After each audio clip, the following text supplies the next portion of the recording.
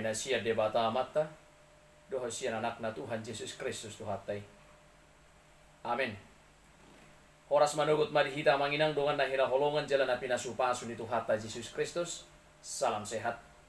Saudaraku yang diberkati dan yang dicintai oleh Tuhan kita Yesus Kristus, firman Tuhan untuk menutup segala rutinitas kita dalam satu minggu ini tertulis dalam Markus 10 ayat 26 sampai dengan ayat yang ke-27.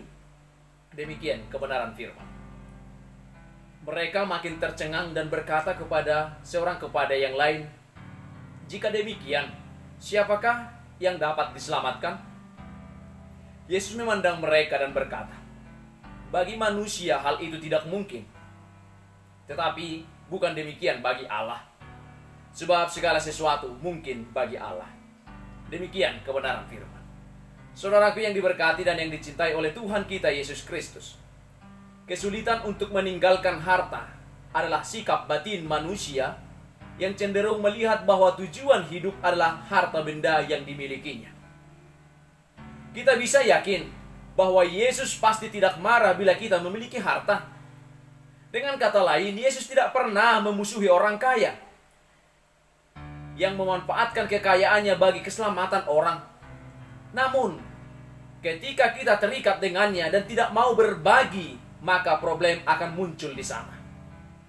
Saudaraku yang kekasih, suatu hari Tuhan Yesus berjumpa dengan seorang anak muda yang kaya raya.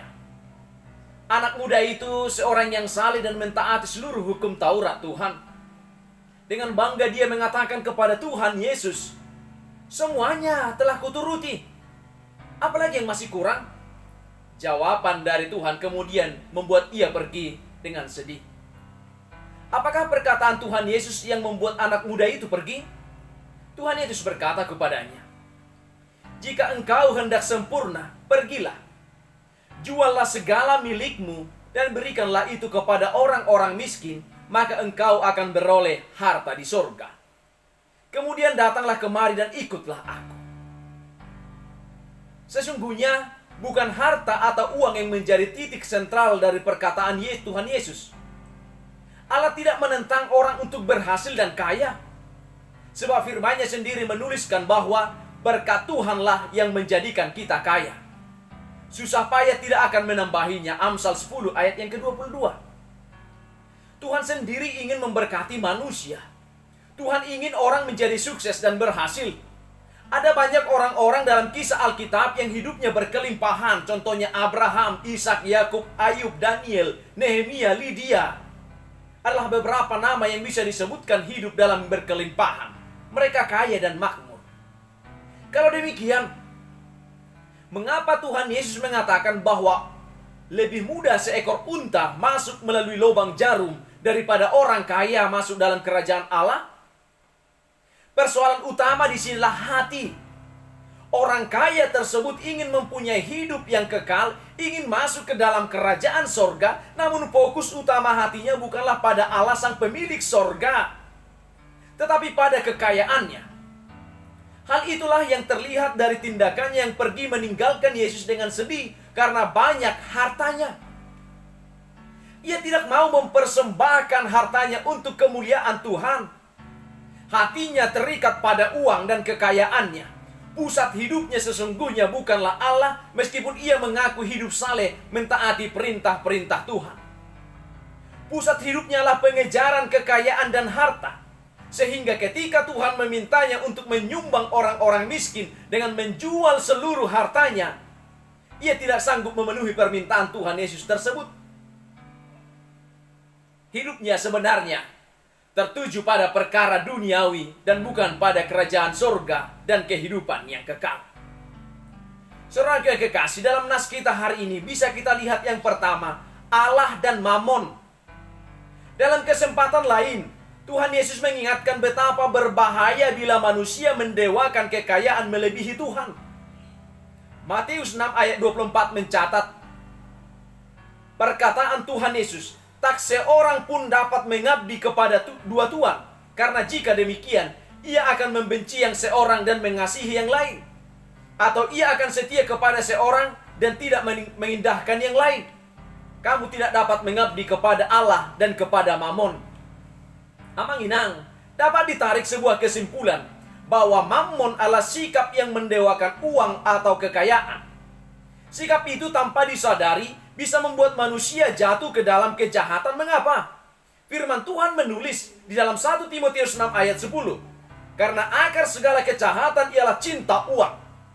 Sebab oleh memburu uanglah beberapa orang telah menyimpang dari iman dan menyiksa dirinya dengan berbagai-bagai duka.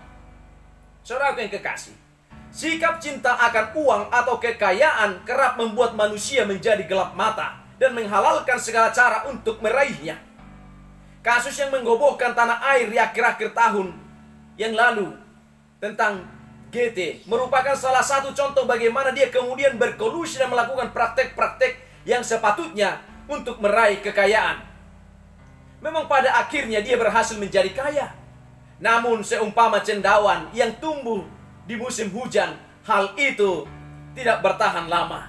Kini ia harus menghadapi proses hukum karena kejahatan yang dilakukannya. Yang kedua, hati dan harta. Yang pertama tadi Allah dan Mammon. Yang kedua, hati dan harta. Firman Tuhan mengatakan dalam Matius 6 ayat 21. Karena di mana hartamu berada, di situ jugalah hatimu berada. Apabila harta terbesar dalam hidup seseorang adalah Tuhan Yesus dan kerajaan sorga, maka disitulah hatinya juga berada. Akan tetapi, jika harta terbesar dari seseorang adalah uang atau kekayaan, maka di situ jugalah hatinya berlabuh. Seorang yang mempunyai prinsip hidup bahwa harta terbesar dalam hidupnya adalah Allah dan kerajaan sorga akan tahan uji jika dia menghadapi peristiwa kehilangan. Ayub merupakan sebuah contoh mengenai hal itu. Ketika iblis mencobai dia dengan mengambil hartanya melalui musibah, sehingga ia jatuh miskin dan sakit parah, Ayub tidak bersungut-sungut kepada Tuhan. Tidak ada sepatah kata pun yang menghujat Tuhan. Justru dia berkata, Tuhan yang memberi, Tuhan yang mengambil, terpujilah nama Tuhan. Dalam kesemuanya itu, Ayub tidak berbuat dosa dan tidak menuduh Allah berbuat yang kurang patut. Ayub 1 ayat 21 dan ayat 22. Ayub berhasil mengalahkan pencobaan terhadap keuangan dan hartanya, sehingga pada akhirnya Tuhan memberkati hidupnya 2 kali lipat. Saudaraku yang kekasih dan yang diberkati oleh Tuhan kita Yesus Kristus, bagaimana bila peristiwa tersebut menimpa orang-orang yang mendewakan uang atau kekayaan? Sudah dapat diduga. Paling tidak ia akan stres, berduka, mungkin juga marah kepada Tuhan, bersungut-sungut, dan tidak sedikit juga akhirnya bunuh diri karena tidak tahan mengalami kehilangan dan jatuh miskin. Yang ketiga, sikap yang ideal yang kita lihat dari nas kita hari ini. Apakah sikap yang ideal yang seharusnya dilakukan orang berkaitan dengan uang dan kekayaan? Sebagai orang-orang yang percaya kepada Tuhan Yesus, marilah meneladani Maria Magdalena, Yohana, Susana, dan beberapa orang dalam Alkitab. Apakah yang mereka lakukan? Mari kita perhatikan ayat firman Tuhan berikut. Maria yang disebut Magdalena, yang telah dibebaskan dari 7 roh jahat, Yohana istri Kuza bendahara Herodes, Susana, dan banyak perempuan lain. Perempuan-perempuan ini melayani rombongan itu dengan kekayaan mereka. Lukas 8 ayat 2 dan ayat 3. Saudaraku yang kekasih, mereka adalah orang-orang kaya yang makmur, yang menyadari bahwa harta kekayaan yang dimiliki karena berkat Tuhan saja. Oleh karena itu, mereka tidak menjadi pelit dengan kekayaannya. Justru mereka dengan semangat mendukung pelayanan Tuhan Yesus dengan kekayaan mereka. Mereka menyadari bahwa mengumpulkan harta di sorga merupakan hal yang terindah, yang bisa diperbuat dengan apa yang mereka miliki. Orang-orang yang menyadari bahwa uang dan kekayaan tidak bisa membawa mereka ke sorga. Oleh karena itu, mereka tidak membiarkan hatinya sampai pada taraf mencintai uang. Uang dan kekayaan bisa dicari dengan kerja keras, ketekunan, disiplin, inovasi, dan sebagainya. Uang dan kekayaan hanya alat agar membuat hidup lebih baik. Dalam artian, bisa memudahkan hidup mereka. Namun mereka tidak mau hidupnya dikuasai oleh uang dan harta kekayaan. Mereka menghayati benar perkataan Tuhan Yesus yang berkata dalam Matius 6 ayat 20. Tetapi kumpulkanlah bagimu harta di sorga. Di sorga ngengat dan karat tidak merusaknya, dan pencuri tidak membongkarnya serta mencurinya. Mengumpulkan harta di sorga berbicara tentang kehidupan yang memberi arti bagi kerajaan Allah, baik melalui perkataan, sikap hidup, perilaku, keuangan, dan segala aspek kehidupan kita. Orang-orang yang fokus hidupnya mengumpulkan harta di sorga tidak akan membiarkan tahta hatinya dikuasai oleh uang dan kekayaan maupun berhala zaman modern lainnya. Mereka akan menjaga hatinya dengan penuh kewaspadaan agar hanya terfokus kepada Tuhan Yesus Kristus. Kesimpulannya, Manginang, persoalan utama bukanlah terletak pada uang atau kekayaan, akan tetapi pada bagaimana sikap terhadap hal-hal itu. Karena apabila sikap yang diambil adalah memilih mencintai uang dan kekayaan melebihi cinta kita kepada Tuhan, maka akan sangat sukar bagi seseorang untuk masuk ke dalam kerajaan sorga. Sebab dia telah menempatkan Tuhan sebagai figur nomor 2 hidupnya dan lebih menomorsatukan atau memberhalakan uang atau kekayaan. Padahal firman Tuhan dengan jelas menulis bahwa Allah adalah Allah yang cemburu, seperti nyata tertulis dalam firman-Nya, jangan ada padamu Allah lain di hadapanku. Injil Lukas juga mencatat bahwa perkataan Tuhan Yesus, seorang hamba tidak dapat mengabdi kepada dua tuan. Karena jika demikian ia akan membenci seseorang dan mengasihi yang lain, atau ia akan setia kepada yang seseorang dan mengindahkan yang lain. Kamu tidak dapat mengabdi kepada Allah dan kepada Mammon. Lukas 16 ayat 13. Dalam kisah Nasihat kitab kita hari ini, ada seorang kaya yang ingin memperoleh hidup kekal namun belum benar-benar serius memiliki keinginan. Ia telah melakukan semua hukum Taurat bahkan sejak masa mudanya. Ayat 20. Ia mengira bahwa ketaatan itu bisa menjadi modal untuk memiliki kehidupan kekal. Ketika ada syarat yang diajukan Yesus, yaitu untuk menjual harta kekayaannya, ia merasa keberatan. Baginya harta kekayaan jauh lebih berharga daripada harta di sorga yang belum kelihatan secara kasat matanya. Dia merasa telah bersusah payah untuk mendapatkan harta sebanyak itu. Lalu bagaimana mungkin ia harus membagi-bagikan begitu saja kepada orang lain meski mereka miskin? Lagi pula bagaimana ia dapat hidup selanjutnya kalau dia sudah menjual hartanya? Ternyata ia telah menyandarkan hidupnya kepada hartanya. Penolakan untuk berpisah dari hartanya memperlihatkan bahwa ia telah menjadikan harta sebagai berhala. Kekayaannya telah membuat dia menolak hidup yang kekal. Yesus bukan mengajarkan bahwa orang miskin lebih mudah masuk surga atau setiap orang harus melepaskan kekayaannya supaya ke surga. Namun, tiap orang harus menyadari kebutuhannya akan Allah. Di Parpesalmen, Jehovah do parjabaraku. Semua orang harus sadar bahwa tidak ada sesuatu apapun yang bisa dilakukan untuk memperoleh hidup yang kekal. Hidup kekal hanya bisa diperoleh dengan harga yang sangat mahal melalui pengorbanan Yesus Kristus. Saudaraku yang kekasih, amanginang dongan nahina holongan jalan api nasu pasun itu hatta Yesus Kristus. Jangan takut dengan masa depan.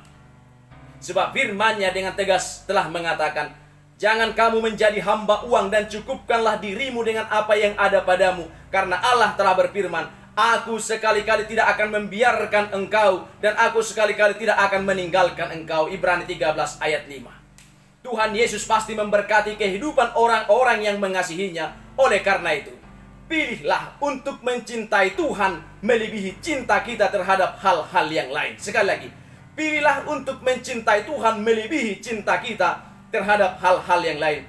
Meskipun untuk melakukan hal itu memang sukar dan berat bagi kedagingan kita, akan tetapi itu adalah pilihan terbaik yang bisa kita lakukan sebab hadiahnya sangat besar, yaitu hidup kekal dalam kerajaan sorga selama-lamanya. Tuhan Yesus memberkati. Amin. Mari kita bersama-sama mengucapkan doa Bapa kami. Bapa kami yang di sorga, dikuduskanlah namamu, datanglah kerajaan-Mu. Jadilah kehendak-Mu di bumi seperti di sorga. Berikanlah kami pada hari ini makanan kami yang secukupnya. Dan ampunilah kami akan kesalahan kami, seperti kami juga telah mengampuni orang-orang yang bersalah kepada kami. Dan janganlah membawa kami ke dalam pencobaan, tetapi lepaskanlah kami daripada yang jahat. Karena Engkaulah yang punya kerajaan, dan kuasa, dan kemuliaan sampai selama-lamanya. Amin. Anugerah dari Tuhan kita Yesus Kristus, kasih setia dari Allah Bapa, dan persekutuan dengan Roh Kudus, itulah kiranya menyertai dan memberkati kamu kini dan sampai selama-lamanya. Amin.